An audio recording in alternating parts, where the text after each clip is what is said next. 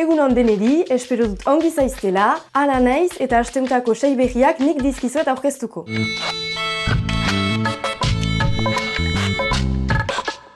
Euskal Herria zuzenean festivalaren muntaketa hasi da Arberatze Zilekoako herrian. Festivala amikuzen iraganen da aurten lehen aldikotz. Ondoko egunetan, gazteak muntaketan parte hartzera deitzen dituzte EHZ-aren antolatzaileek. Fronte herritar berria eratu da Ipar Euskal Herrian ere. EH Baik lehen aldikotz parte hartuko du ezkerreko indarren arteko batasun horretan. Frantziako legebiltzarreko bozetan eskuin muturrari buru egin eta alternatiba izan nahi dute fronte herritar berriaren hautagaiek. Ikasleei, basoko ahozko handia euskaraz egiteko parada emanen diete hainbat irakaslek. Basoa euskaraz egitearen aldeko urrats gisa aurkeztu du irakasle taldeunek ekimen hau.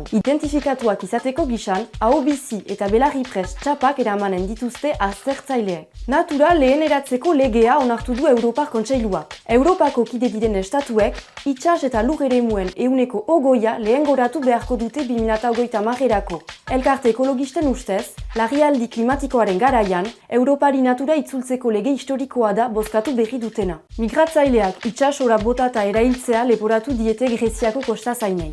Hainbat etorkin erail edo hiltzen utzi dituztela salatu dute migratzaileek BBC-bi egineko adierazpenetan. Duela 73 urte, itsasora botatako botoila bat atseman zuten atzo boston inguruan. Itsasmareak aztertzeko helburuarekin botatako botoila berreskuratuko zuenari, $1 bateko saria hitzeman zion botoila barneko mezuak. Ez dakigu jan eskaintzak beti balio duen.